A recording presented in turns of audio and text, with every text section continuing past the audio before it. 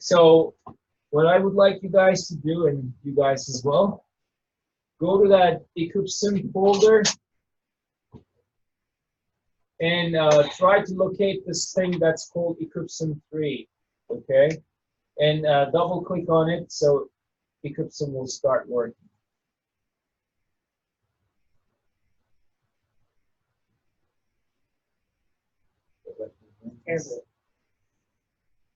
Yeah, so you should be also seeing something like this.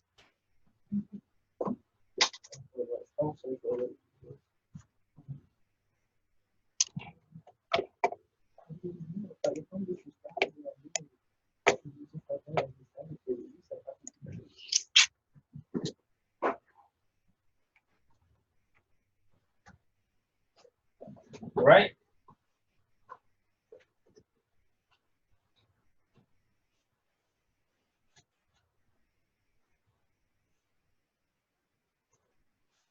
Okay, now we will go to the left corner and say start. Okay, so that's the thing that we're going to hit. And it should make this portion white out. This couple of things to remind you. Now, this side here is the pressure history. As the name says, this is just a gauge and showing you the pressure as time is going on, okay? So I'm now seeing 760 from each one of these gauges. I have several gauges here. Look at the gauges. These are pressure gauges. You hopefully can see my mouse cursor nicely. And this is going to be our reaction chamber. That's going to be a chemical vapor deposition reaction chamber. This one here. And I have some valves and some pumps to work with. All right. All right. Now, we will start with the most fundamental thing. We'll just open the mechanical pump like you guys must have done in the lab by clicking on this little button here that I'm emphasizing. So turn it on, and then once after that, you will see the pressure change here on the pressure histogram, and also see the change on the gauge here as well, okay? So we are turning on the mechanical pump. As we're doing that, the pressure is dropping down and got stabilized. Hopefully you guys can see it too. Did you see that on your screen? Everything worked out? Okay, good. So this is what we call the base pressure, and that's where we reached. You guys worked it out too? So we have now pumped down this bypass line, this little line.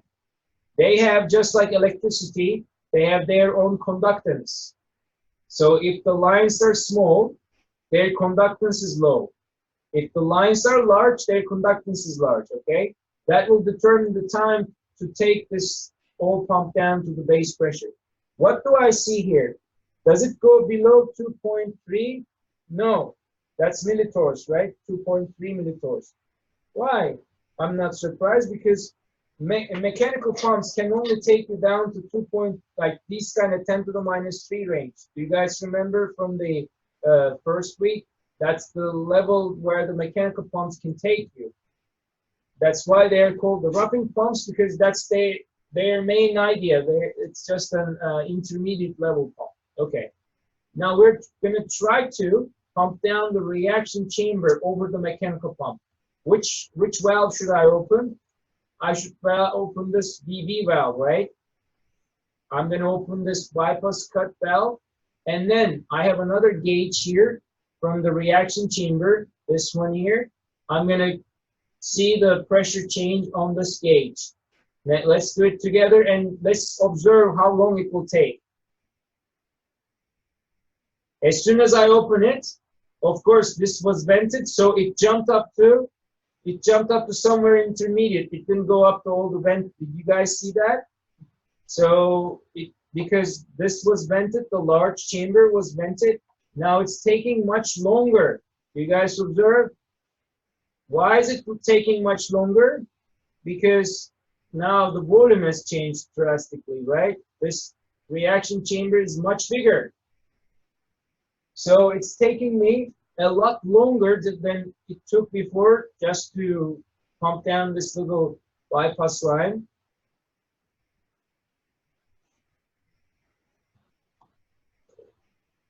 So in a regular process, this is what you would do. You would start to pump down the chamber after loading your samples, of course. This is after loading your samples. Okay, now we're at the 0.1 torr range and going down.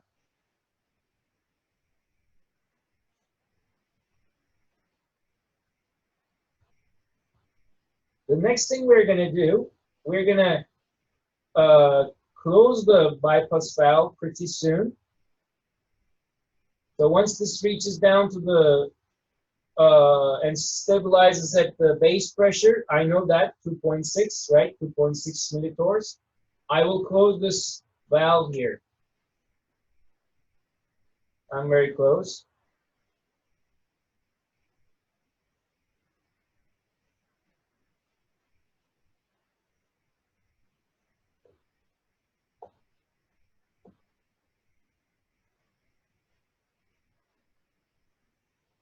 Yeah, let's close this valve right now. So since there is no leaks in this ideal world, what happens? It stays at 2.4 millitorr. Do you guys observe that? It doesn't change. Norfolk guys, can you follow me what I'm doing here? So I just close this valve here, and this reaction chamber, I can see them on my monitor. You guys, I just closed the yeah. So that's the copy place I was talking about on the bridge. Right now, I mean, Marvin would say, oh, this is too ideal. You never have this kind of stabilized pressure. There's always a small leak somewhere, right? So this is the ideal world. We have no leaks, nothing. So good. Everything is perfectly working. Now, I'm going to prepare my turbo. Do you guys remember that? The mechanical pump is just an intermediate, like a first level pump. So I need to introduce my main pump, the turbo pump. So I will open this V1 valve, and I will open the connection between the two. All right. What did I do? I opened this valve, and now both the turbo and the chamber, both the turbo and the chamber, they're both below the crossover pressure. Crossover pressure was what? The switch between mechanical to turbo pump range. Turbo pump will not work because there would be too much load on the turbo pump blades. I would just kill the blades of the turbo pump, remember? So now I can safely open up the turbo pump as well. Once I do that, look at the pressure change. The pressure go down to 4.410 to the -9. That's like another ridiculous number. In this ideal world, everything can happen nicely. Yeah. Now, this line here is still millitorr, but this turbo pump started working, and it took it down to 4.4. Okay. Now I am ready to open up this intermediate valve. This is what's called that. What was it called? Can anyone remember?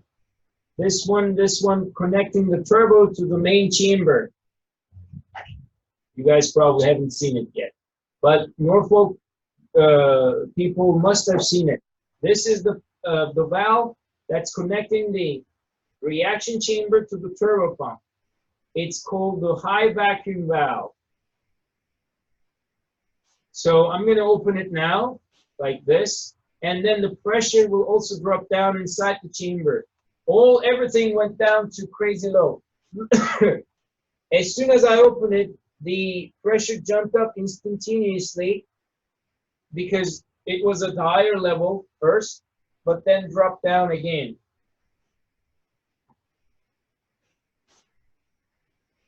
So this is the point where I can continue with my process. I can do evaporation. I can do any deposition like low vacuum deposition, high vac deposition, I should say, sorry. Norfolk, are you guys with me? Were you able to follow so far? Wonderful. Okay, so this just showed you how to carry out a process. So as easy as that, mechanical switch, mechanical pump, then we pump down the reaction chamber, close this valve, open the, this would be called the 4-line valve, right? The valve connecting the mechanical pump to the turbo switch. Turbo pump would be the 4-line valve. That will be open up, and then the reaction chamber is at very low pressure too. We are ready to do, say, evaporation at this point. Okay, so things worked out pretty nicely. So I'm gonna stop this program, and then I will run it one more time. Okay, now what I'm gonna try to do is I'm gonna turn on the mechanical switch, and then I will open this valve again between the mechanical and the turbo. Good. But instead of turning on the turbo, I will open this B2, the high vac valve.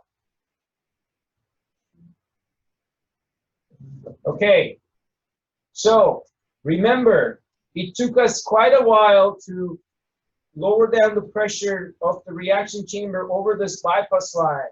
Do you guys remember? It took us really long, like 5 minutes or so. Now it's taking us much quicker. Any guesses why that's the case? See, we're already at the base pressure now. Why can we pressure down the reaction chamber along this line much quicker than this other line here? Any guesses, guys, here on this end? That's because it doesn't have to go from the reaction chamber all the way down to the pump, or down from the chamber to the turbo pump to the mechanical pump. I mean, geometrically, this is not a great representation of the length of the things, but in a sense, you're right, because the bypass line is very thin, like I was saying, so its conductivity is low.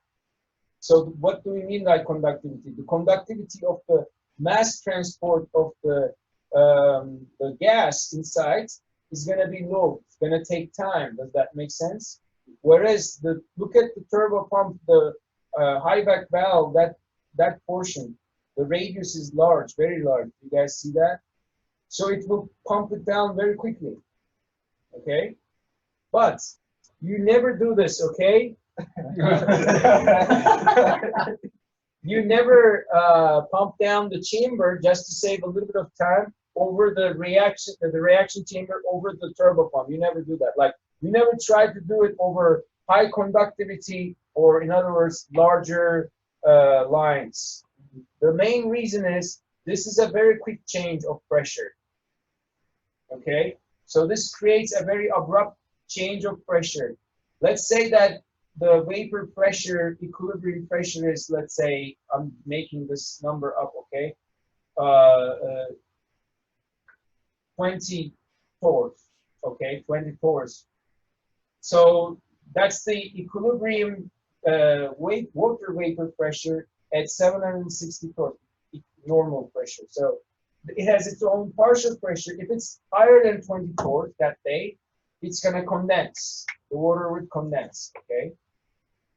So while you're pumping down your chamber over this large line, you might accidentally pump down things like, you can't control the pump down process. You can pump down let's say, some of the partial pressure of other gas much quicker while leaving quite a bit of water there. That makes sense? So this balance, this partial pressure balance will be lost, like 20 torr from the water vapor, 20 torr from another vapor, and the other part is like oxygen, and that will be lost, because you're going to abruptly take, let's say, all the oxygen from this line while still keeping some of the water vapor here. Okay, so that will make something much higher, because the partial pressure of water vapor will be now much higher than 20 torrs. What's going to happen? it will condense. Does that make sense? Because you have still left 20 pores there, but the overall chamber pressure is lower than 760 because you're taking it very quickly without quickly checking what you're getting out. So in that case, the condensed water will condense on the walls. And that's a very critical thing. You cannot pump down your chamber after a while. With the condensed water on the walls, it will be a killer. It will be very difficult.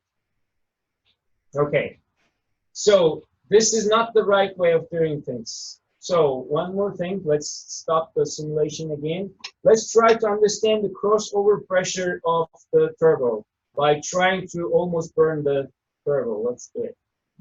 So let's, because this is a simulation tool, we can do whatever we want.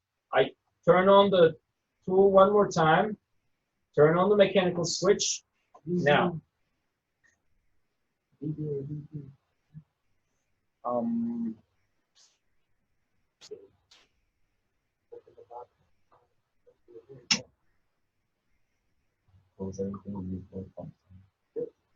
so here in this case, if I do that, that would use. Let's open this guy, okay, V2. And I turned on this turbo too, okay? In this case it won't work. It's not supposed to work. Even though it looks like it's working, it's not supposed to be working because it has a lot of load, 760. Turbo blades will not run. But in this simulation it is kind of like working. Okay, now I will open this valve V1 here and I will look at the histogram. So I'll ask you guys to record for me the crossover pressure for the turbo. So I will open this V1 and then let's see the time when this turbo pump starts to take over. Does that make sense? This is going to be the time when the turbo actually works rather than just like tricking us now. So turn on the turbo. Still, it's the mechanical pump doing the whole thing. Because you know, once the turbo takes over, it's going to put it down to 10 to the minus 9. Look at the pressure. Okay, that's it. That's it. That's the point. So this is the point. Like we now know the crossover point. So it's around 1 torr. That's the crossover of the turbo. The turbo actually starts working there. So before that crossover, it doesn't work. It says I'm too loaded. Okay? Yeah, don't make me work. My blades will hurt.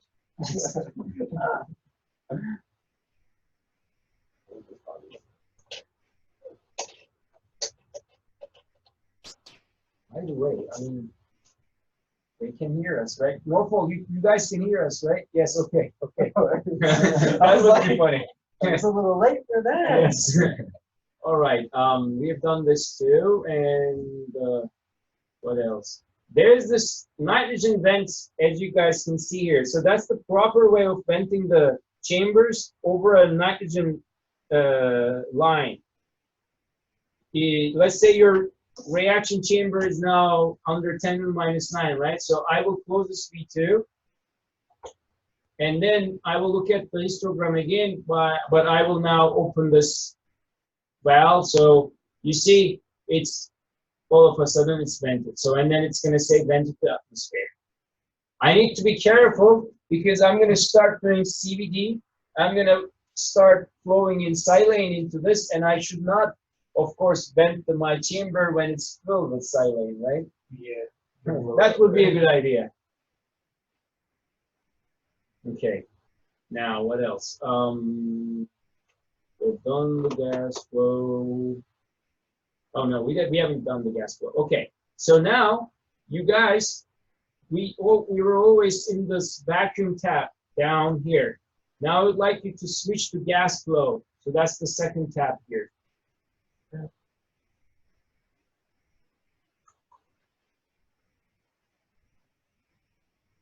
Now all of a sudden I'm seeing the new thing here that says silane reactant gas. So that's how we're going to introduce the gas into our reactant chamber. I will start the simulation again. I'm gonna turn on the mechanical pump. And maybe now we can work on the mass flow controller, MFC, as shown here, and also this throttle valve. Let's do that. So I will prepare my chamber one more time over this valve here. That's the proper way, right? Yeah. Over the bypass valve, you look for the crossover, which was like 1/4 that we found out. I don't need to wait for the whole base pressure anymore because the crossover is the important point for me. And I'm almost there. Do you guys understand that? Well, that's really a high crossover, by the way. Like a lot of the turbo pumps, they don't have a 1/4 crossover. They have like more like 200 millitorrs, 50 millitorrs. That's the crossover that you would see on the tool. So I'm now in the torque range here in the reaction chamber.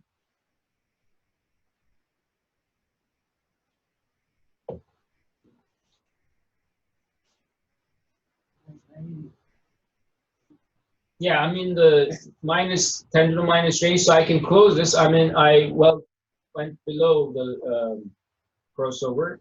I'm now opening this valve and preparing this portion here too. It's almost there. It's very easy to pull it down to, of course, because of low volume. And now I'm gonna turn on the turbo, and it immediately brings it down to 10 to the minus 9 as expected. And of course, the next thing will be to open the high back valve to prepare the chamber for the deposition. All right, now, of course, now when I open that up, it makes the chamber pressure 10 to the minus 9. Will any chemistry take place at 10 to the minus 9? Will any plasma be sparked at 10 to the minus 9? No, no, these are too low numbers. So I need to increase the pressure inside the reaction chamber. One way is to work with this additional freedom, additional parameter that's set throttle valve. So you can increase that throttle valve, or decrease it by making actually blocking the passage between the two. So that way you're increasing, you have a chance to increase a little bit maybe. Not at this point maybe, but once after we. So let's set that to 50, okay? Let's set that. I think you can write it on top now. Okay, maybe. 55 or 42. Yeah, the exact number is not extremely like 51. That's what I found. All right, now we will either make it a plasma chamber and we will make it a plasma enhanced chemical vapor deposition or just an LPCVD. So to do that, we need to flow in some gas. We are going to flow in 100 SCCM. But this doesn't really send the gas yet. So enter 100 there and then open this valve here, of course. That is not a valve, that's a mass flow controller, by the way. The mass flow controller, as the name implies, controls how much of gas that you're flowing in. So as soon as I do that, it becomes what? 9 times almost 1/4. No, not 1/4. 1 times 10 to the minus 2, 10 millitorr, right? Yeah.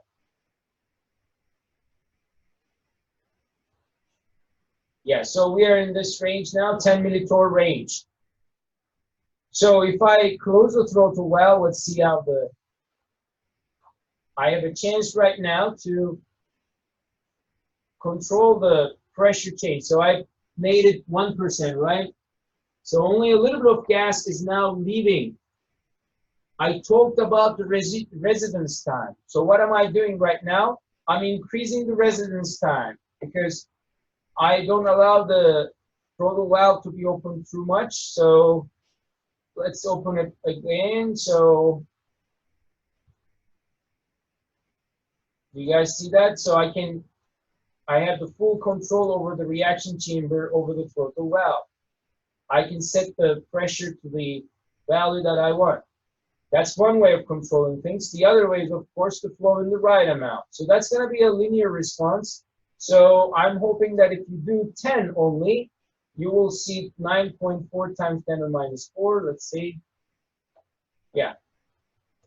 So that's going to bring us 1/10 of the pressure that we were aiming for. Okay, now we have learned how to first prepare the chamber vacuum-wise, and now how to prepare the chamber by flowing in the right gas. Now we're going to switch to the third heat transfer tab. Switching to heat transfer.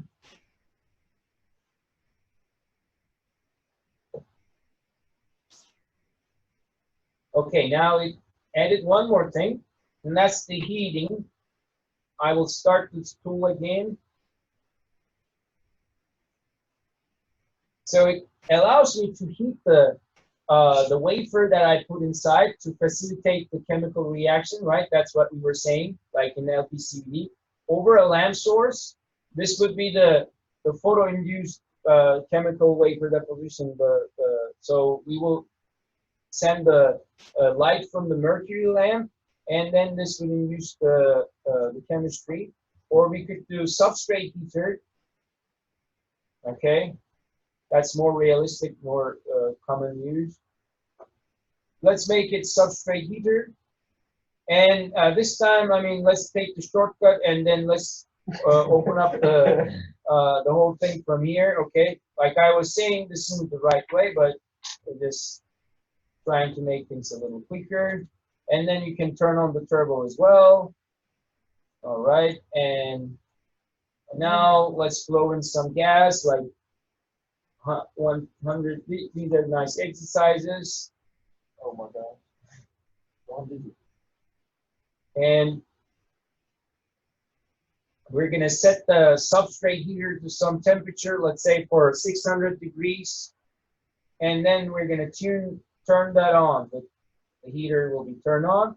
This is now going to read out the temperature of the wafer. So we're heating up the temperature, the heater, and then that's heating up the wafer here.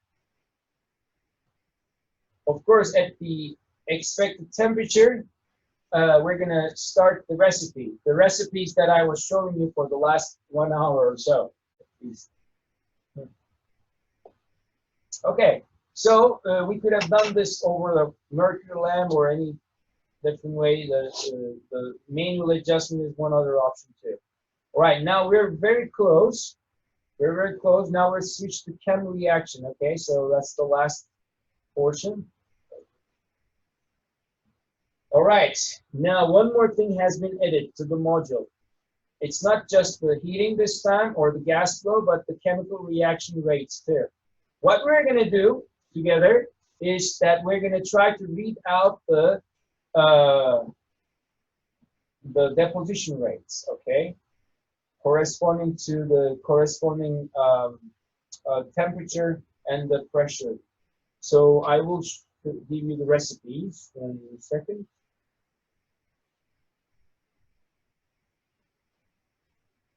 Actually, those should be the same recipes that you will find. I think you guys have this cvd.txt. Okay, yeah, let's look at that. cvd.txt has the recipe. So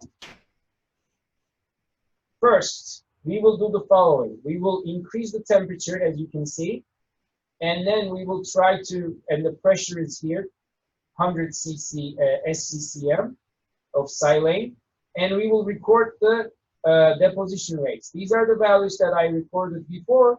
They should be exactly the same if everything goes right. Now, going back to the software, you can just follow me. Now, what we're going to do is we're going to do a temperature sweep like we did before. I'm going to try to end up with this graph. Remember, we had this graph, 1 over temperature over growth rate.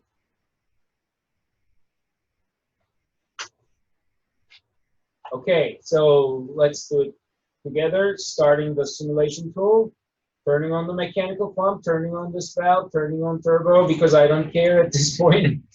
you guys are familiar with everything, so it's all nice. You can hit this to 100 because we're not gonna set it to something else. So 100 silane SCCM is coming from the mass flow controller. I open that up too. The throttle valve is, I guess, open. Yeah, 100% open. All right. Now, under these conditions, first, temperature heating is 25 degrees. That's the first temperature we're going to look into. And I will turn on the temperature heating wafer. Let's just switch to manual adjustment, or set it to manual adjustment. That's the easiest one. Instead of waiting for temperature increments, we'll just set 25 degrees. And then we'll keep an eye on the film thickness, the deposition rates here, okay? So what does it say? 6.3 times 10 to the minus 16. You guys see that? That is a very low number, right? I got 2.5 to a negative 17. What's yours? 2.5 to the negative 17. Okay, that's also cool. I don't know what's different, but okay.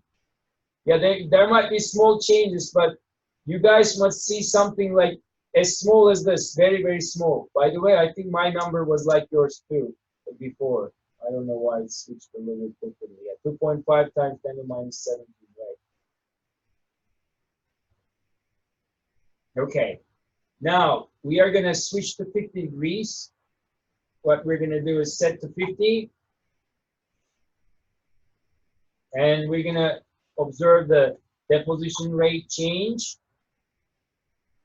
or not change. Doesn't really change.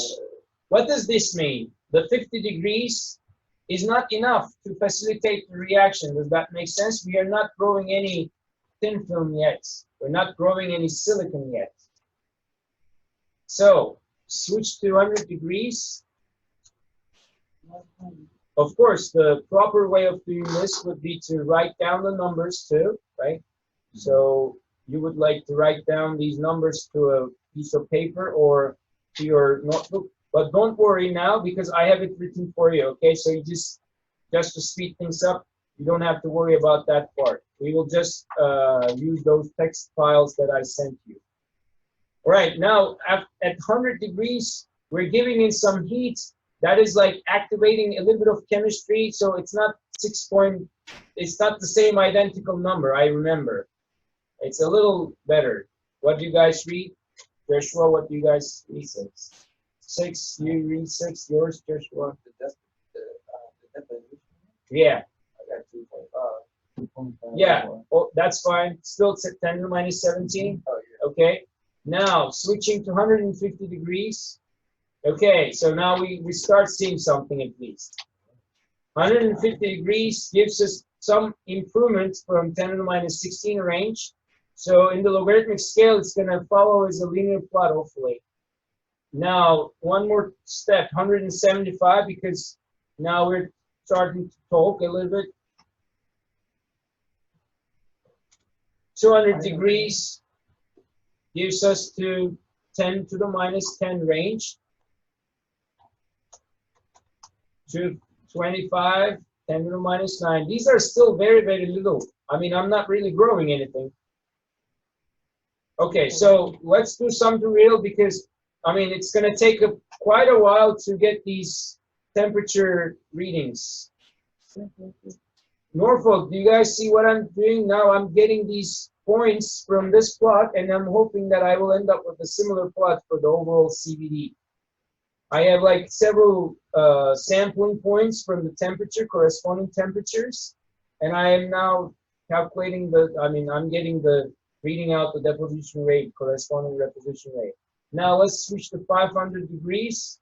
Okay. Yeah, what do you guys read? Is that the same on your screen? 3.0. Yeah, yeah, 3 times 10 to the minus 2 nanometer per second. It's still low, so 500 degrees is still low, but I'm starting to grow something. Let's go to 800, and then you guys will see what I mean. Okay, so this is a good deposition. It's a very good deposition value. It is 1.6 times 10 to the minus 1. So that means 1.6 angstrom per second. It's a very good deposition rate. Even though it may sound ridiculously small, it's I'm accustomed to these kind of values. All right, 1.6 angstrom. Now, we have seen this linear change, hopefully. I've shown you this linear change. You have sensed the linear change. Now switch to from 700 to, pardon me, 800 to 700. What happened? Big difference, Joshua? Nothing happened, because what happened? Well, I got a point from here and I got a point from there. Now I'm giving the temperature, but the system is diffusion limited. So it's saying that whatever you do, I'm not gonna move. All right? So it's at 700. Let's do the following. So come here, give a little bit of gas. Instead of 100, let's say 150, and then let's observe the deposition rate change. Okay, it did jump, right? So what happened? I gave a little bit of more gas, so it's it did elevate its because I have now presented more gas. It did elevate its the deposition rate a little bit. Okay.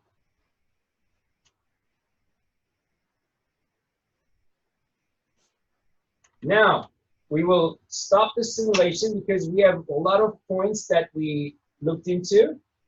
Now we will go to MATLAB.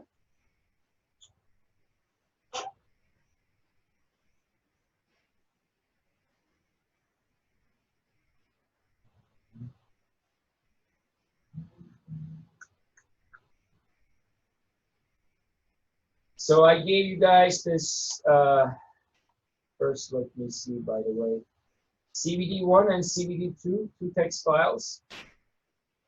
I'm looking into CVD1 right now, 25. Yeah, these are the temperature values that we scanned. You can do the same for now on MATLAB. And the third column is the pressure. The second column is the deposition rate. The first column is the temperature. We're going to read this together. I mean, not read it loud, but make MATLAB read this text file. So we're going to do the following. Everyone, you guys can write your name. Oscar is equivalent to, okay, DLM, read. Delimiter reads. Just, you can write your name here first. That's going to be the file that's assigned to the what we call the matrix that it's going to be assigned to. And we're going to read this in the corresponding way. We're going to put an what's this called? Apostrophe. Apostrophe. Apostrophe. So put one of those, okay, to see what I did put. And then you will have to write down the name of the file that you will read it from. CVD1, CVD underscore 1.txt. Okay. Your name, yeah. Emil is equal to.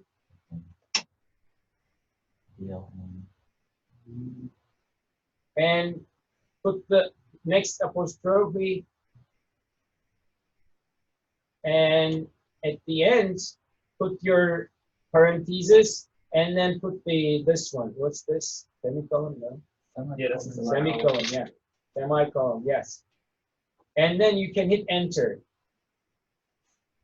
Okay. You guys have all hopefully done it right. And then it's going to put this whole thing into your workspace here. Okay, this is me out. I have it. I did that. Yeah, but You see, I don't have.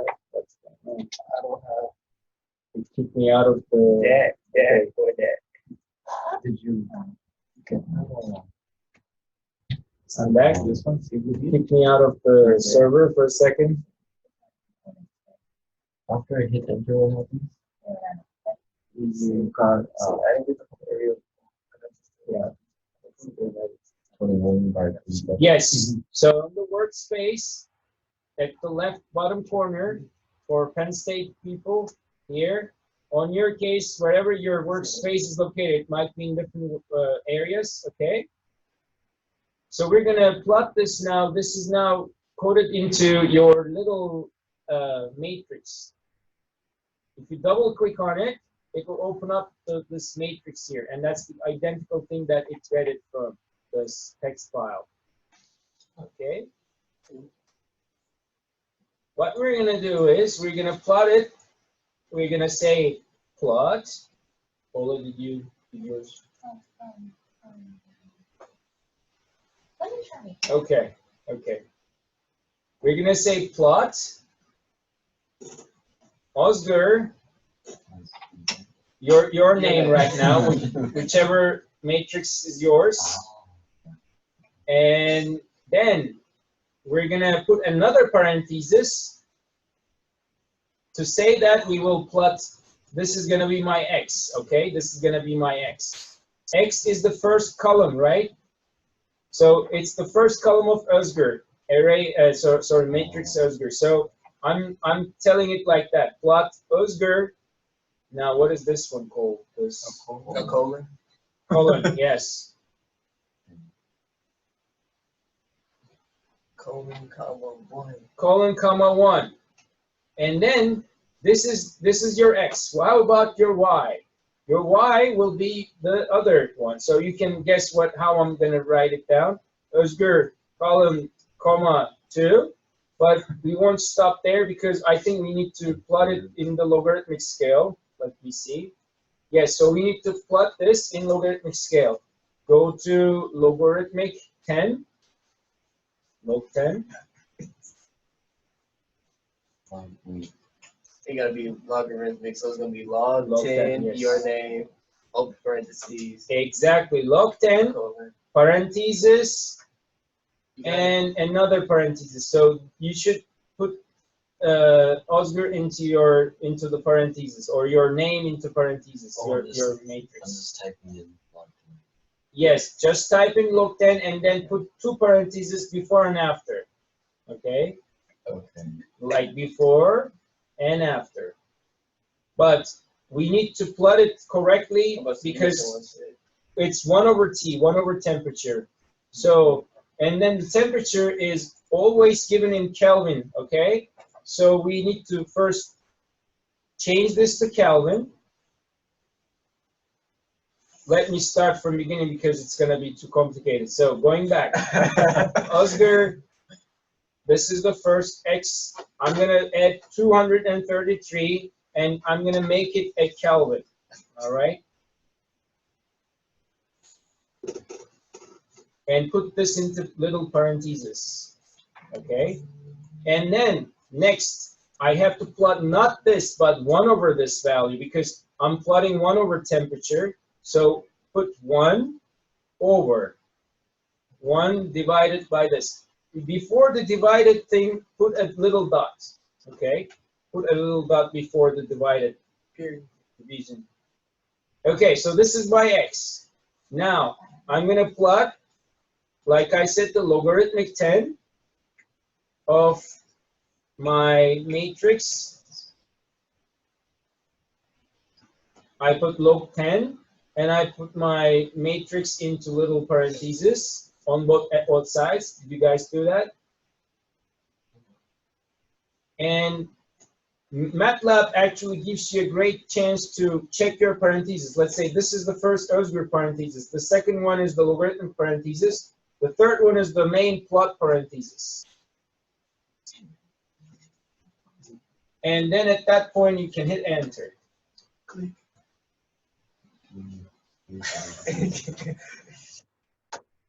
I'm down to unexpected. How many checkers were there? Let me see. Hold on. Let's see. It's Open one one. open, two open, three open, one, two. We didn't have one more than we. What happened, I know? Open parentheses 1 point. Yeah, so the number of parentheses may be a bottleneck. Let me check quickly.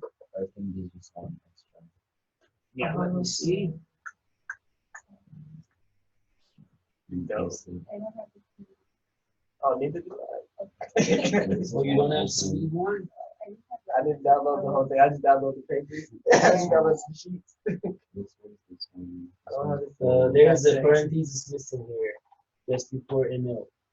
You can just go to ML, Oh. because you need to convert that to Kelvin, right? Exactly. And then that looks, There's one. of the- there's one more. Yes, now in enter. Oh, I have it. Yes. Okay. So you guys hopefully can also see on your screen what we were talking about. We were getting measurements 1 over temperature in Kelvin, and this would be my growth rate. In terms of what? Nanometer over second. Okay? So this part was all linearly changing in terms of logarithmic scale, of course. This would be my kinetically controlled. So my chemistry dominant part would be this part. Does that make sense now? Better? This is the chemistry controlled part. As I was changing to elevating the temperature, I was seeing some changes on the deposition rate, right? That meant that it was the chemistry controlling this. On this case here, I see that it's getting saturated, so that is the diffusion controlled part. I can alter that part a lot with my temperature changing increments. Okay?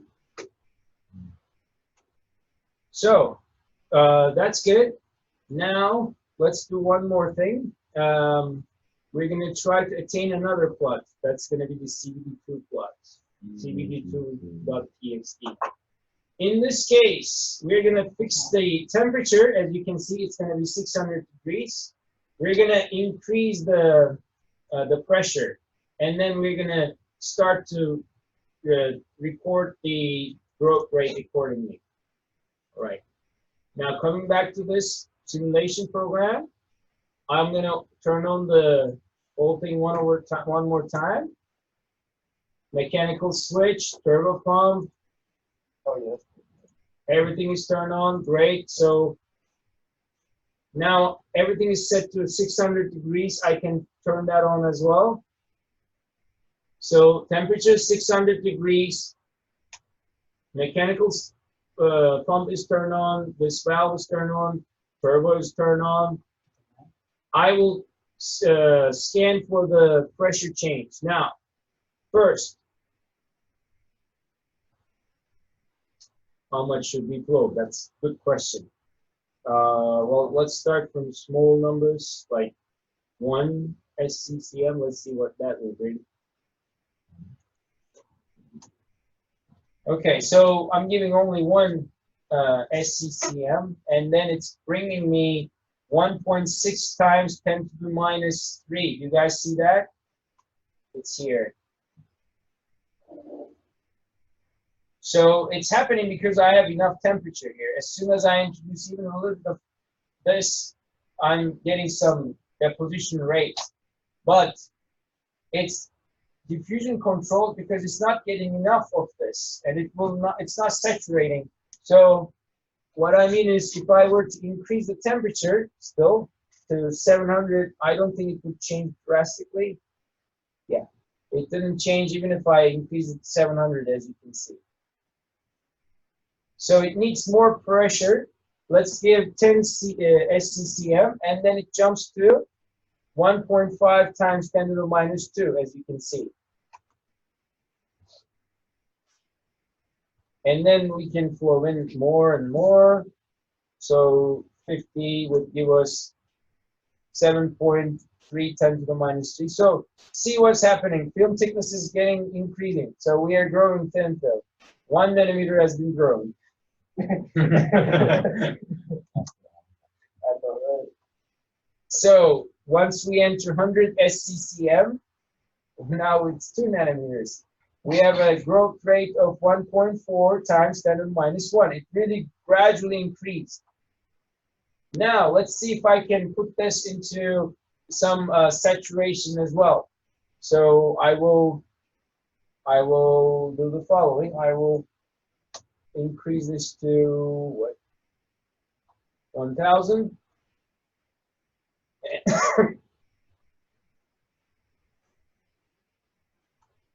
Yeah, 1000 is giving me this. Maybe I need to increase it even more. So this is really now very high, but not extremely high either. Because see, it's only 6.8, no, 68 millitorrs. So that's still not very high. If I add one more, that's going to make it 72, no, 0.72 torrs. So these are large numbers. I end up with 1.1, okay? So if I add one more zero just for the sake of doing it, I don't increase it. You guys see that? So it's getting stuck. I have increased it very much. It's almost close to the venting 760, you see? But it's stuck. What does that mean? Now I'm working it into the chemistry dominated region because I'm supplying too much of gas, but it's not increasing the deposition rate. So I started like this, and then all of a sudden I saturated and I stayed there. So let's try to plot this one as well. Now going to MATLAB, we have to read CVD2X. The easiest way is to do the following. So write down the same like Oscar here, and then hit the up arrow. That will bring this from its memory. Okay, Oscar is equal to DLM read CVD1.txt. Now we will say Oscar 2. You can change it in any way you like. And then we will say CVD2.txt.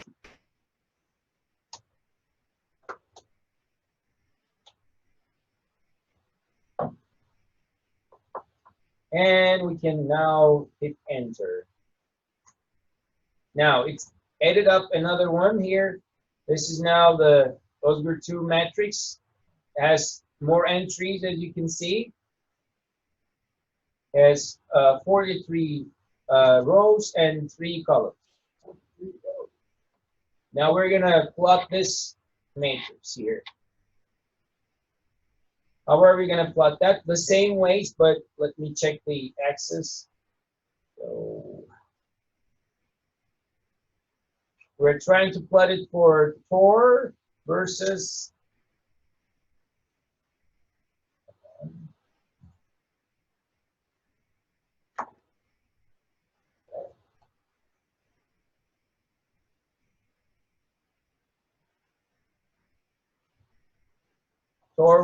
nanometer per second. So the units are okay.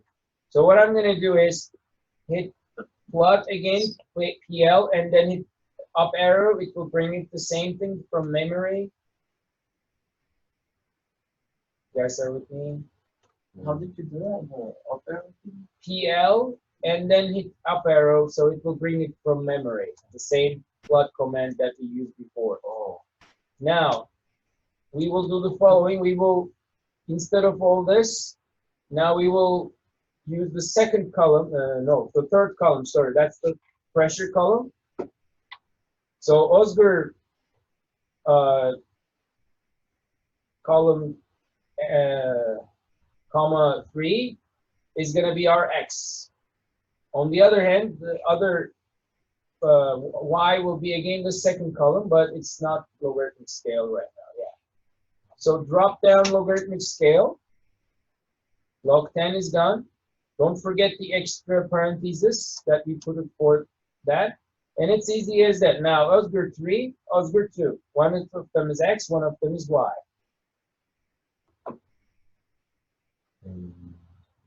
So here we can hit enter once you guys are also ready.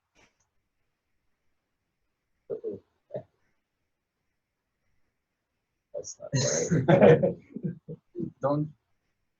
Didn't you have to put over 2? Or not necessarily? No, that's the deposition rate. We're interested in now. Let me see this portion, the third column. That's the. Let me see. That's partial. I'm not sure. Let's try it again.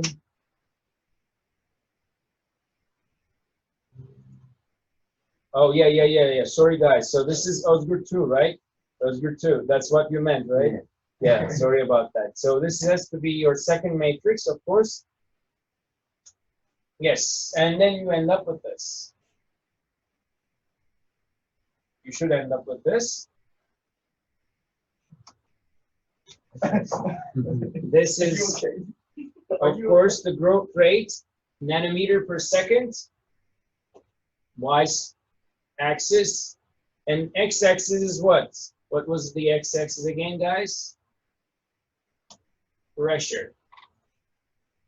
We're flowing in different levels of silane into the chamber. What's happening? Well, initially, we are adsorption limited, so we don't have particles so much yet. So it's diffusion limited. Later on, it becomes chemically reactive limited. So here, it becomes chem limited. Even though we offer more silane, it does not react quickly.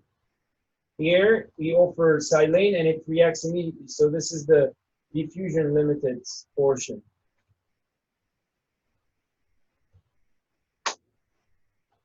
So what we're doing is actually going back to the lecture slides, these two graphs. We have just created these two graphs.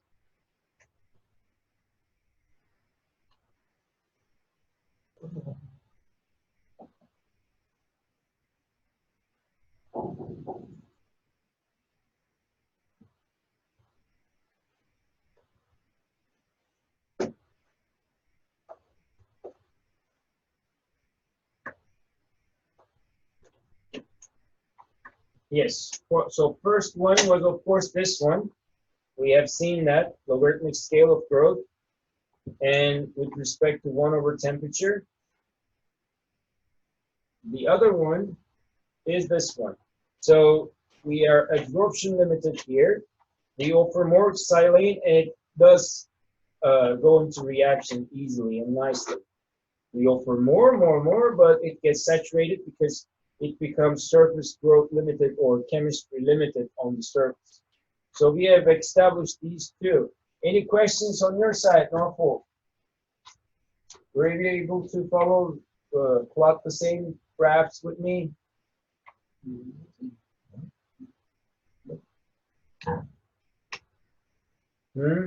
So. No, like small. You're zoomed out. Yeah, you guys nicely, seen that, yes.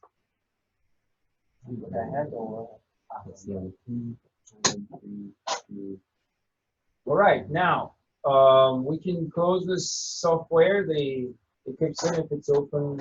Let's see. See, we have in all that time we have deposited 560 nanometer. Yay. But our flow of the silane is enormous. That's very high. As I was saying, turn off the heater, turn off the mass flow controller, of course. Now, you have to wait because there's been too many reactions here. You have to be very careful. The turbo should take over and then we'll pull it down. And there's going to be even a more waiting period here. What's happening? All that silane and all those byproducts will be going to the exhaust, to the scrubber or something like that I was saying. Because you can't take your samples out yet. Your hands would also get burned because it's very quick, 600 degrees. So you have to vent it pretty timely. But at this end, I mean, at some point, of course, you will close this high back valve here, and then you will be ready to vent the chamber to take your sample. Those professional facilities are left like this while the turbo is still working, okay? A lot of the time, they don't turn off the turbo. You guys don't have a chance to play with the turbo because they're rich and they can just replace their turbo pumps every 2 years or so they don't turn off their turbos. It eats away their the lifetime of the turbo pump. I said, we got very rich, basically.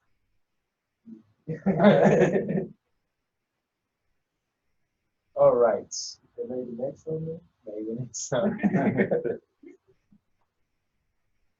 All right. Now, I will quickly go into the ALD and let's see how much I can do before the time.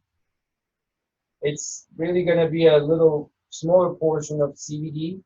It's like sister or the brother of CVD, and this is going to be your project, as I was emphasizing. So now, this is my famous, not famous, my favorite, my most favorite deposition system, and I love ALD. Okay, and I hope I will show you why I love ALD. Okay. So remember the problem, the conformality problem, deposition problem. So for those different deposition methods, we were not able to get a conformal coating like this. The sidewalls would not be coated at the same rates, right? We wouldn't have that.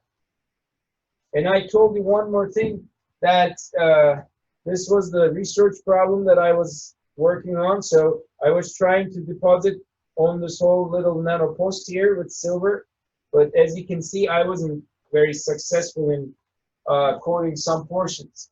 Now, at that point, the student that I was working with switched to ALD, okay?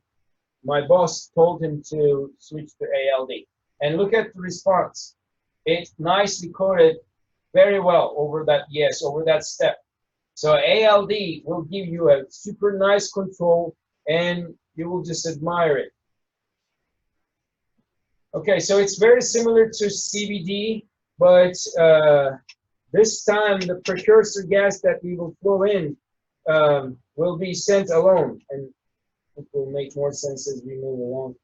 So it was initiated in 1974, as early as that. It's not an early, a new recent innovation or anything. It was there, but people found it to be too time consuming, so they did not pursue ALD all of a sudden. Okay, so this is how ALD works. You send the precursor one at a time, and then like send the precursor one. Okay, this is your substrate, initial substrate one. You send the precursor, you let the precursor do its some chemistry on the top, and then you purge the whatever you have inside in the third cycle.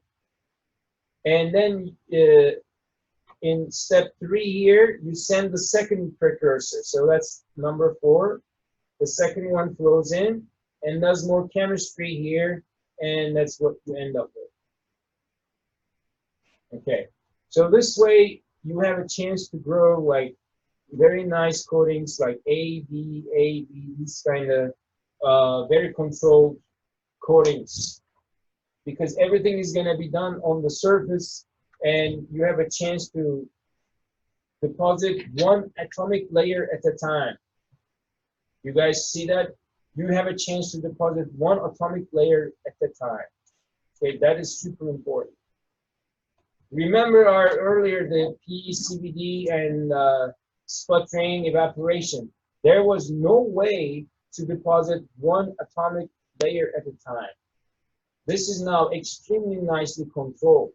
If you like to deposit 8 layers, say 8 individual atom thick, you can do that.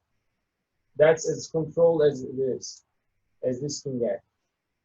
Okay, so it's very similar, as you can see, to CVD methods. You have a furnace kind of thing, like a heater. that will increase the temperature and enable the chemistry. You will send the material from these two precursors, as you can see. They should be very reactive. And then they start the reaction, but you send each precursor one at a time, single.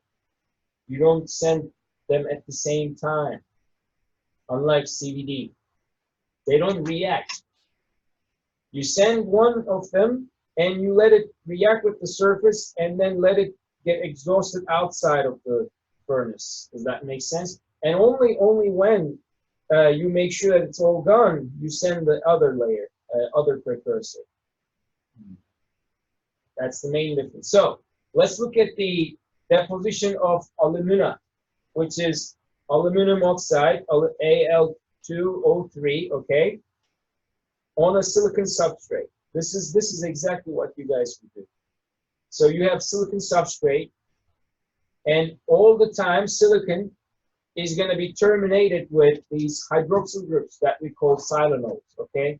As it's sitting on the lab, the humidity will make sure it will be terminated like that. So you have oxygen and you have hydrogen, all right?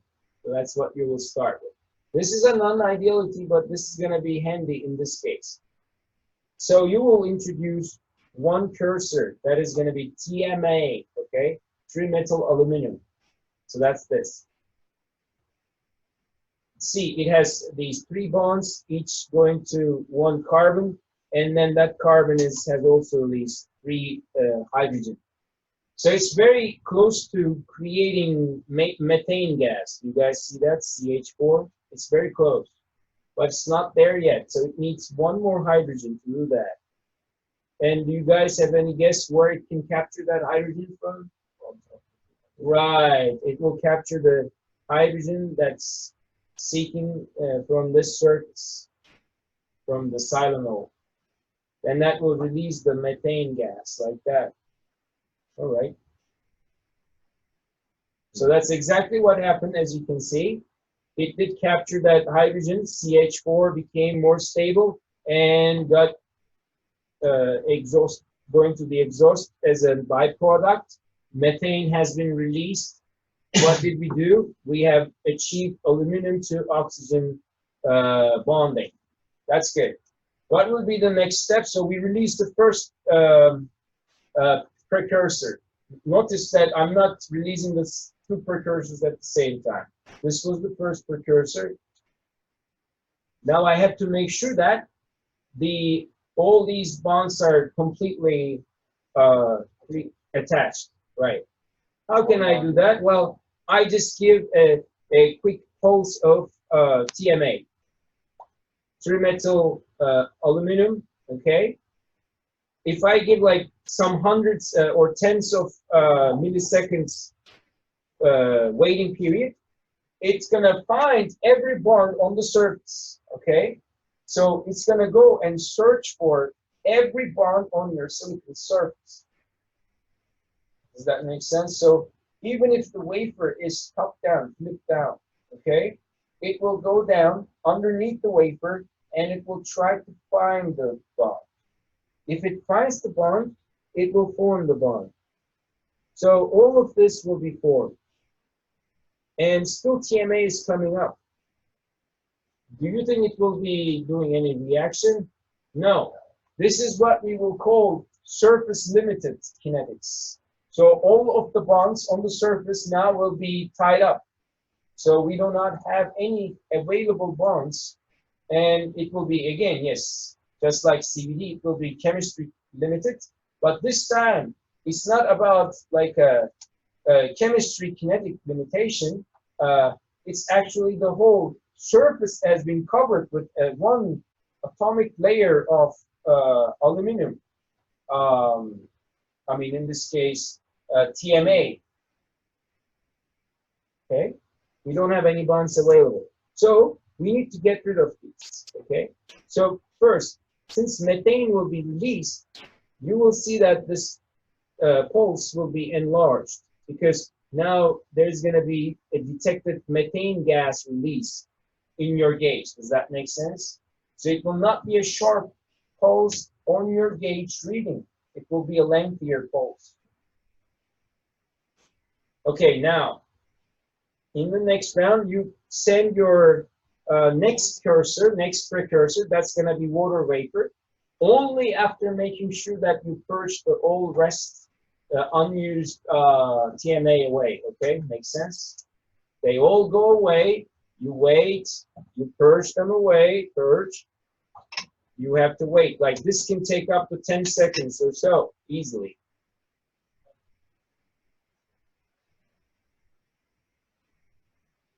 Later on, you send your second precursor, water.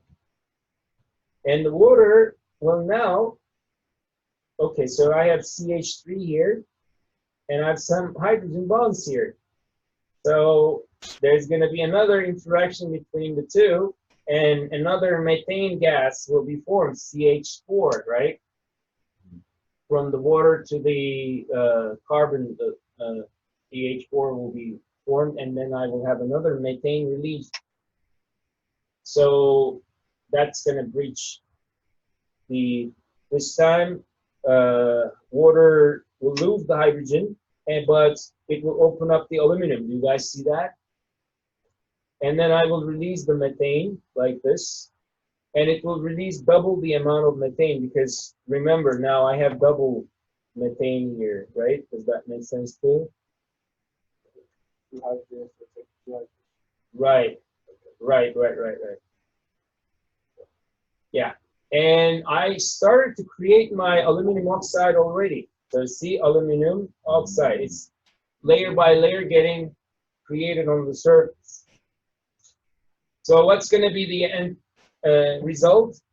Once I purge the unused water vapor away, together with the methane gas that's been created as a byproduct, I purge them away, I end up with this.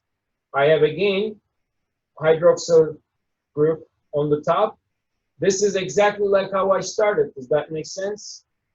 I started to ground level 01, or ground level 0. So now I'm going to send again TMA. It's like a for loop.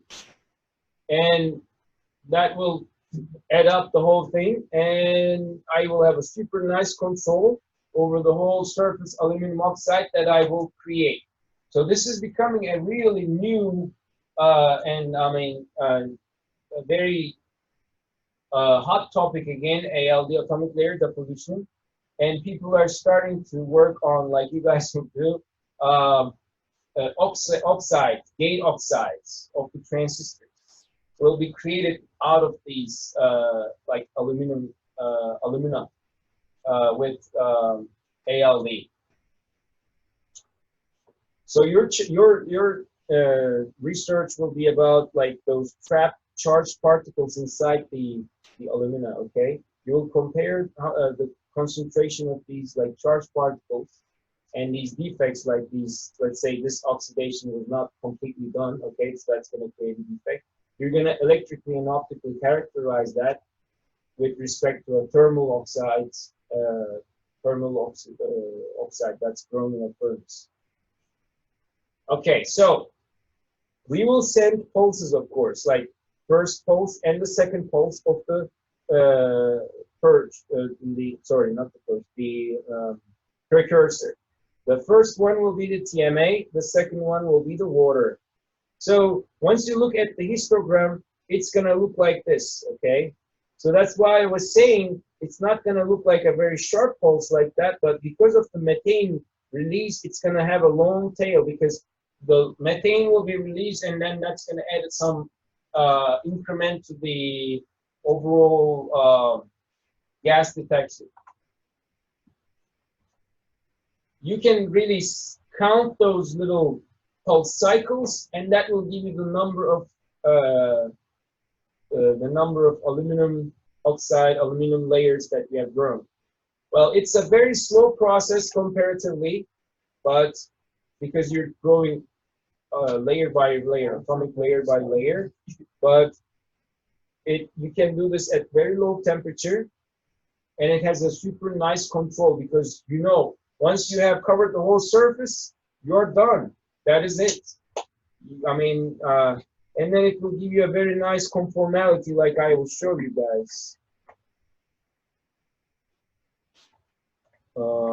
The difference, main difference is you have now made sure that you don't have like these gas-phase reaction because you don't send the gas, the two precursors as in the case of CVD at the same time. Does that make sense? You're not allowing them to go at the same time.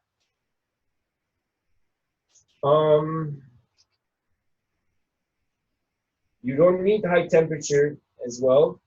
You will get excellent film quality at cold temperature. And these are just details, but by the way, you can also facilitate plasma too in ALD. So now researchers, I will take you to the clean room and then you will see that there's a plasma enhanced ALD as well. Why? Because you need to improve the throughput. You need to increase the kinetics of the reaction. It's too slow, layer by layer, atomic layer by layer. And plasma will give that kind of facilitate that reaction faster. Does that make sense? So that you don't have to wait for too long to have this whole surface covered, for example, something like that. In the end, results will be like this. Beautiful results with the same thickness all around, like whatever you set it to, everywhere it will have the same thickness. Look at this cross section. It's almost impossible to do this with other methods.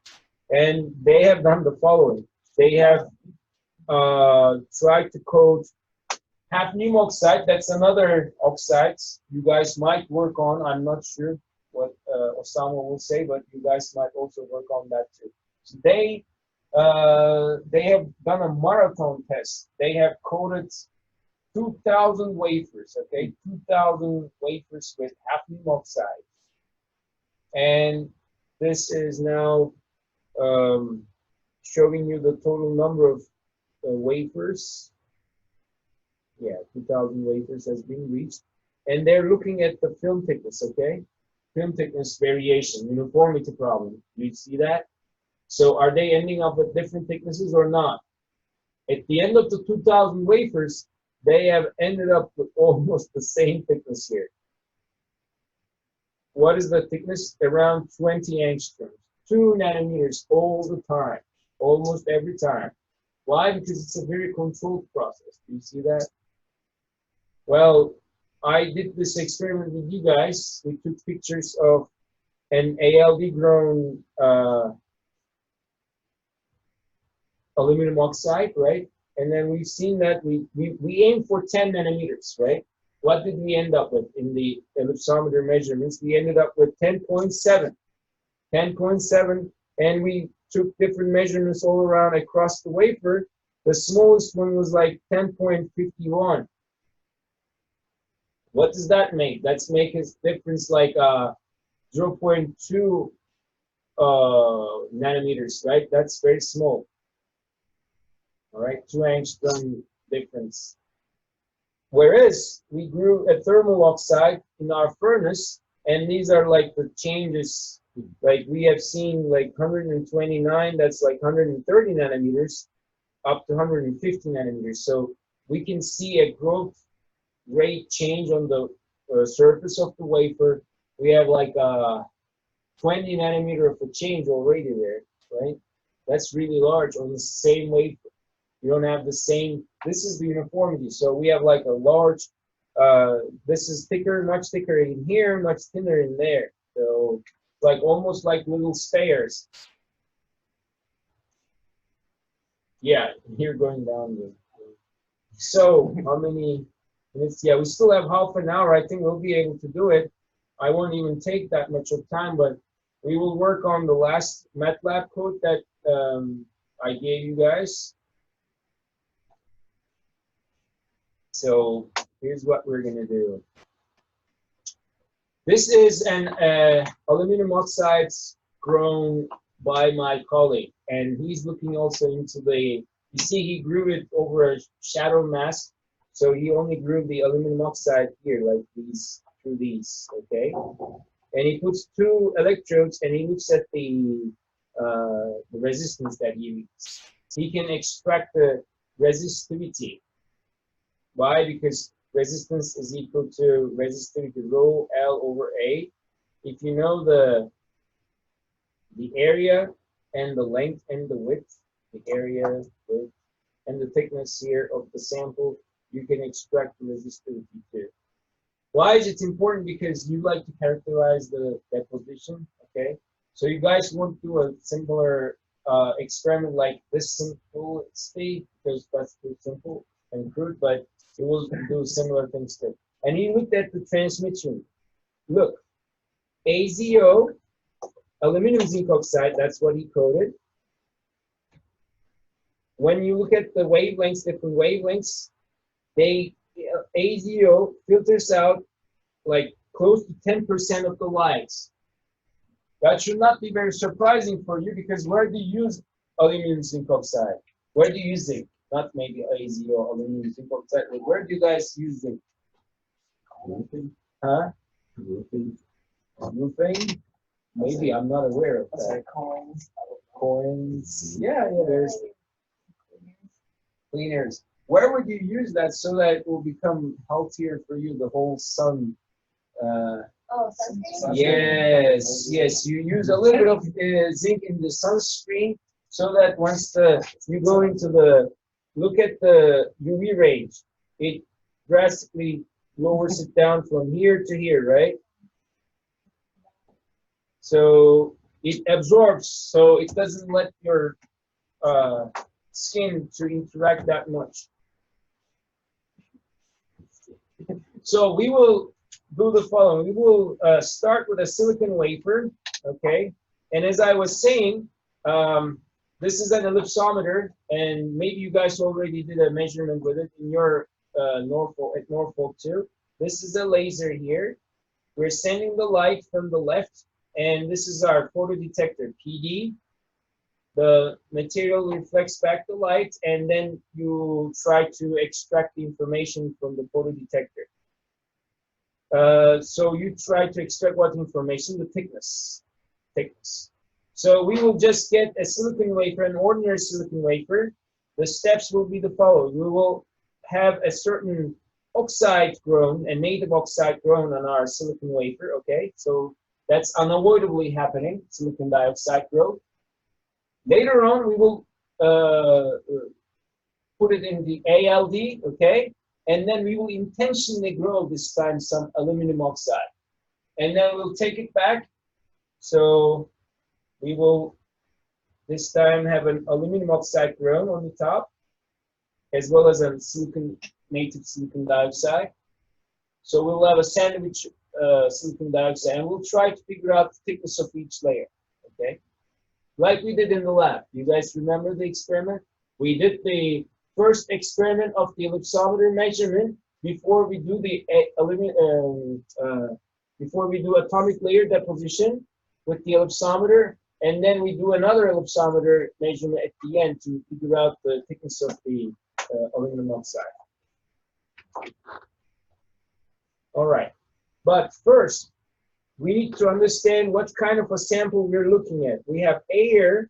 We're sending the light with an angle theta of phi, and then we'll get some reflection. So going back to MATLAB.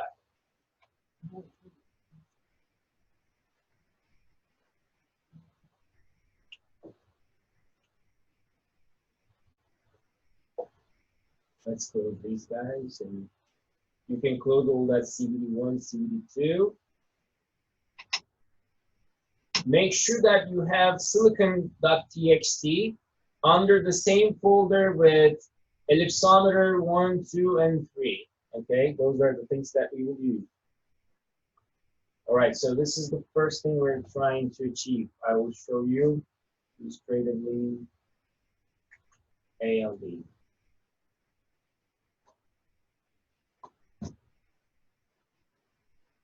By the way, Silicon that what is it? si.txt.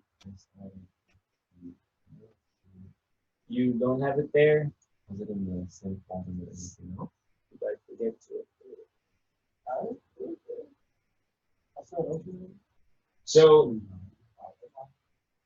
you guys don't have it now? I forgot to give you.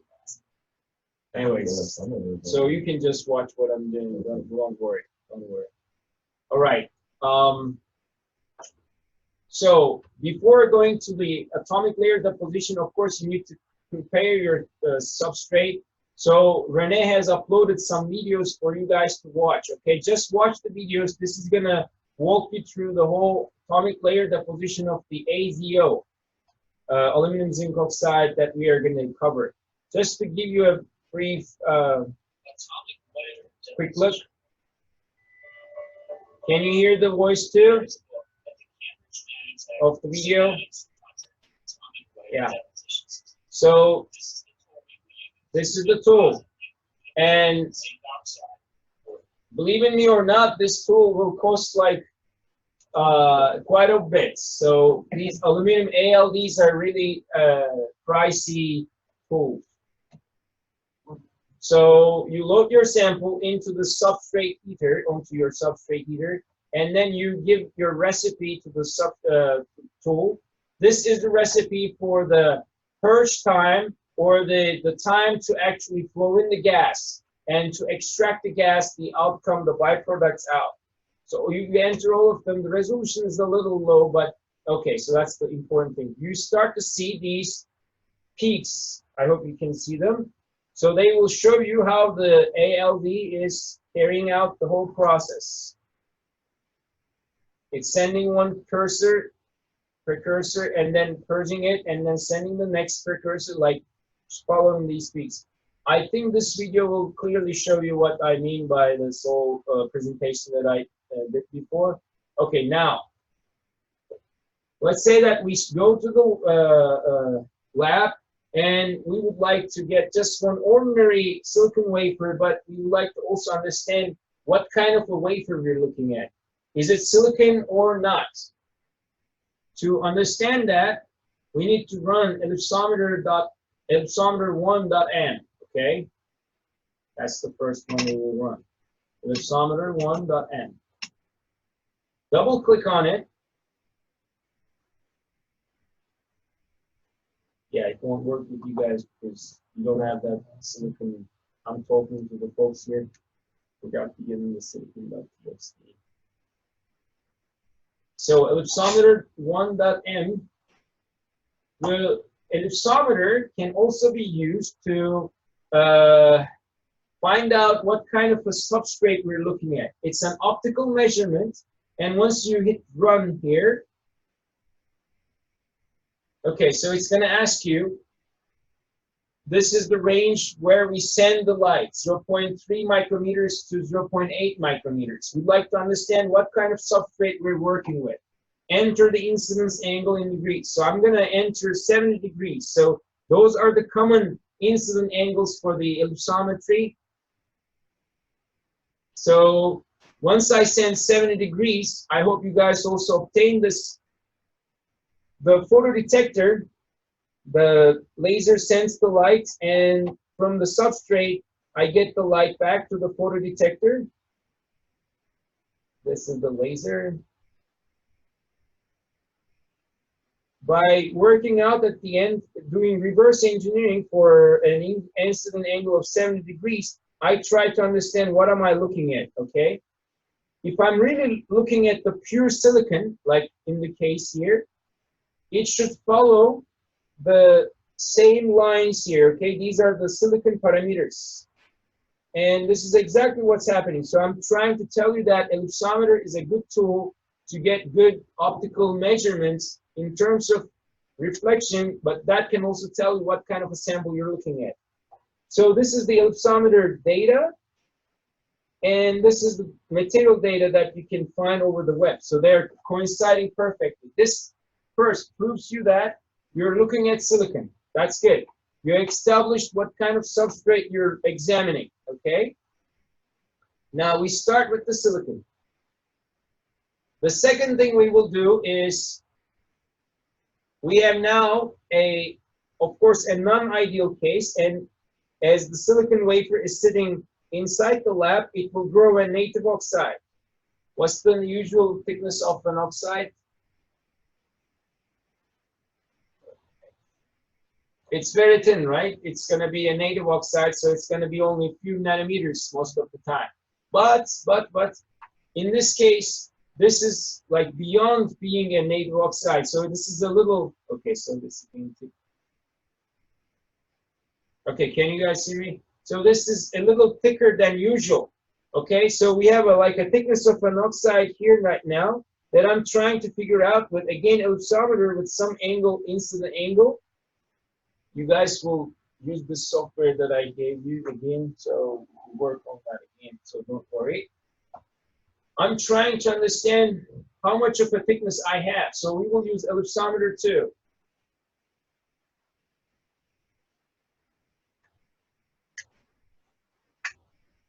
These are the measurements. The measurements say that at 50 degrees, I have these two measurements. The measurements themselves, the physical sense, is not very critical for us. I mean, it will take me a while to explain them, but it's not important. Just assume as if you're just noting down as an engineer in the lab the measurements that you see on the ellipsometer's monitor, okay? These two measurements, phi and delta, or psi and delta. Okay, now going to ellipsometer 2.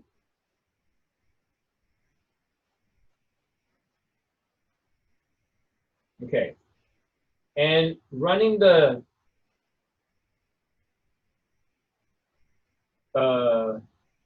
code again. Now this is asking me, enter a guess thickness in angstrom. This is what you would do if you were doing ellipsometry most of the time. You have to guess the thickness of your oxide. And like in our case, there's a tool in our lab, and you have to start by guessing the thickness of the tool. So I'm just going to guess 100 angstrom, okay? 100 angstrom. Enter the incident angle. So I'm going to say 70 degrees again. All right. And my ellipsometry captures the information only at this given wavelength. Okay, so it only measures it at a specific red laser wavelength, okay? Because it only sends this particular light, wavelength light. So I'm going to enter, you guys can do the same, 632. Now it's going to become like a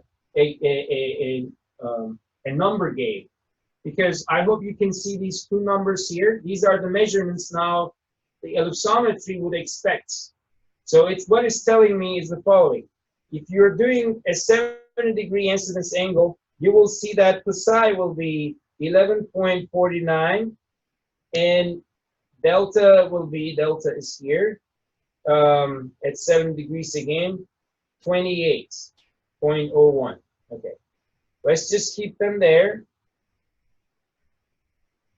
And let's return back to our experimental results.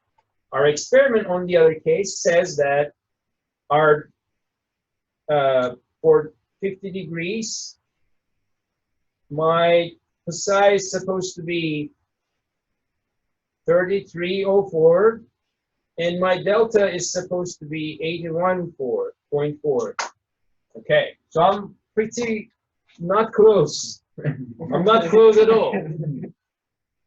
So I wished we had like a half an hour for you guys to work this around and see how the ellipsometer works by guessing the correct thickness, okay? But I will guide you now because we don't have that much time. So the aim is to, because I just guessed a thickness, 100 nanometers, right? So I'm going to guess a different thickness in the second time to make sure that I will get something closer. Or I guess probably not 110 nanometers. I will get these two numbers closer. So as soon as I am getting closer to them, that's going to be actually my real thickness, the thickness of the silicon dioxide that I'm looking for. Okay, let's go back to ellipsometer 2 one more time, and let's run it again. This time, instead of 100, let's say 500. I think I said 100, right? You guess it was the first time. Yeah, you can check it from the memory too. It's 100. It has a wonderful memory, unlike I have. So yeah, I will say 500 and then hit enter. So I'm going to stay the same 70 degrees. And I will look at the same 632 nanometer laser wavelength. So yeah, okay. So this is now getting closer, 22.81 and 84, the other one. So, okay, at least like much closer to what I'm expecting, all right? You guys see what I mean? So this was our initial value that we found. So ellipsometer is working very close to what we are having here. So it's going to make sure that the value that I will have read here, it will be the exact value that I'm supposed to get. So I need to guess another time. Instead of 500, I'm running it again. I'm going to say, I think it was 800 something. So 800 and 7 degrees, 632. Yes, so you see 800 gives me almost this number that I'm looking for. That's what I meant by guessing game. So it says psi is 32.5 and delta is 81.73. Almost the same, right, guys? So I'm in the range. So I think it was 810. So I'm going to say 810 now, and 7 degrees again, and 632. Ooh. Yeah, almost. I mean, yes. This is the almost the right number, or I think it was 814 or so, something like that. So if we had time, we would like 100% find it. Actually, I have like this shortcuts teacher code that helps me to run it for all range. Okay. Regardless of, so you guys, I don't think I gave you this, but it's not critical.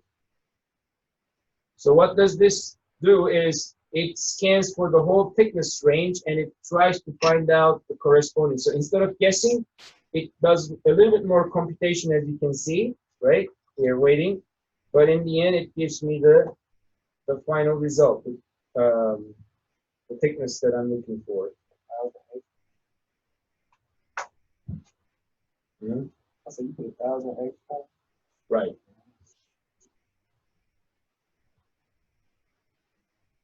Gonna get finalized soon. So whenever you see like a busy writing here at the corner from MATLAB, it's doing a for loop, doing some looping. That's why it's wasting time. And pretty soon it will be done.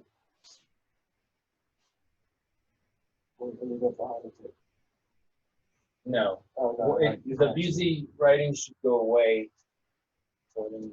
Okay, now in the next round after this, I'm very close. I think it's 810 or 814. So the next thing will be, I will have now done an ALD coating of aluminum oxide. So now I have to figure out the thickness of this aluminum oxide, but I have to know the initial silicon dioxide to do that.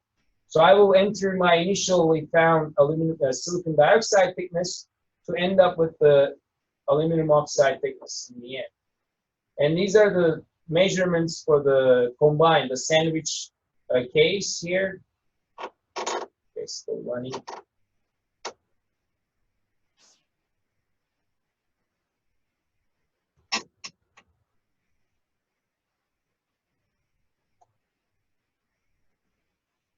Okay, yeah, so this is the teacher code because it shows us without any estimation or guessing for the corresponding thickness.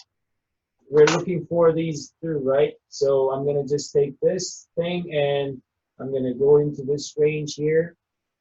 And I'm looking for 32, 3304. Yeah, that's the right one. So like I said, 814. So my oxide thickness was 813 angstrom, so 81.4 nanometers. It's just a coincidence that the delta is the same number, okay? There's nothing really right. Okay, so in the next round, I'm going to do the same. Let's run it with the feature code again. So this time, as it's saying, enter the initial silicon dioxide thickness. I will enter my initial 814. And then I will guess something, but it doesn't matter. It's just going to find it out. And 70 degrees is the incident angle. It's going to run one last time. And then we're going to try to find out thickness. I think it was like 910 something or so. Okay, in the end, as I was emphasizing, ALD gives you the ultimate control. And you can see the control thanks to ellipsometer measurements like this. It will be able to measure to the angstrom level, okay? So you will definitely tell the thickness of a layer at the angstrom level. So that's very critical. So again, looking at my numbers, let me write them down. At 7 degrees for aluminum oxide now, it's 27.41 and minus 77.72. That's my expectation.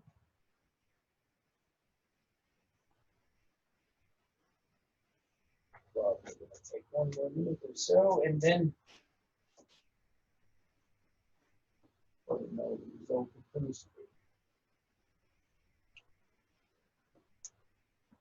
Yeah, that's why this whole controlled deposition is the main reason why I love ALD, and we'll be working on that together with some of your friends here over the summer too.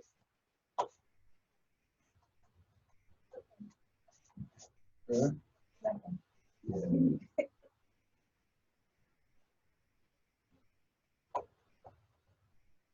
And tomorrow we will talk about nano imprinting. By the way, while we're waiting, I'd like to share with you one last remark. As I said last week, please do not forget to take a look at the Wednesday self-assembly and block copolymer, these 2 virtual labs. Please go into them. The Wednesday, underneath Wednesday, you will see them, these 2 virtual labs. I do not think that it will take more than 2.5 hours or so, okay? So it will be very, very easy. And please solve them, because we will have like a, I don't know, half an hour discussion or so on Wednesday morning. It will be very quick, so we can contribute all together.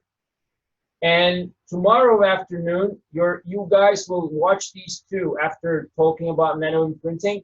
UV nano imprinting lithography and micro contact printing lithography. You'll be doing these 2 labs by yourself. So you guys can do that in your dorms, the folks here. But you guys will do it there with your teaching assistants in the afternoon session, okay? So that's the plan. And this guy's still working on this. Question?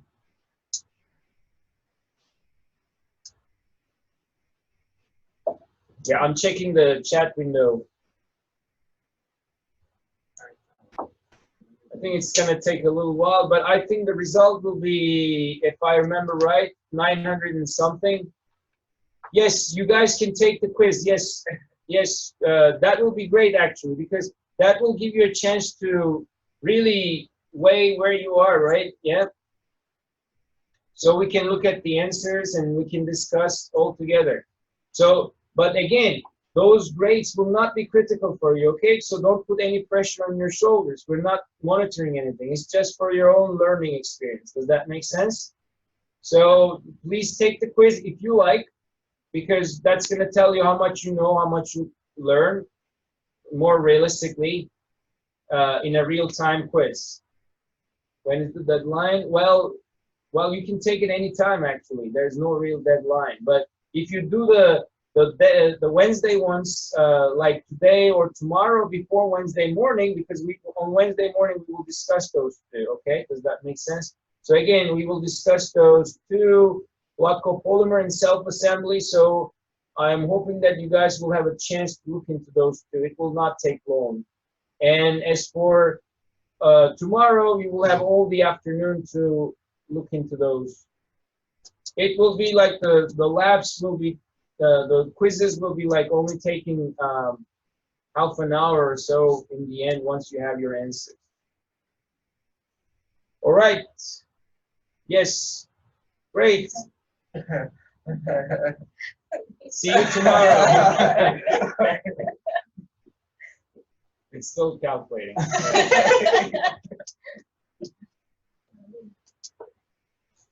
They're like, now we're not going. Yeah, no. It's